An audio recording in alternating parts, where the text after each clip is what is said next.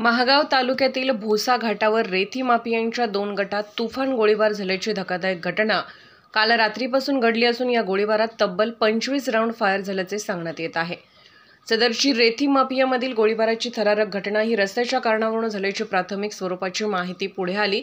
महागाव व आर्णी तालुक्याच्या सीमेवरील साकूर व भोसा या 2 वाळू घाटांवर काल रात्री 10:30 वाजण्याच्या सुमारास घडली। या घटनेत 4 ते 5 टिप्पर, स्विफ्ट डिझायर आणि इतरही 2 वाहनांची तोडफोड करण्यात आल्याचेही सांगितले जात असून महागाव तालुक्यातील 2 घाटांमधील रस्त्यावरून माफियांमध्ये वाद होऊन यात वाळू माफियांच्या गटांकडून फायरिंग बरोबरच हाणामारी, दगडफेकीची घटना झाल्याचे पोलिसांकडून सांगण्यात आले आहे।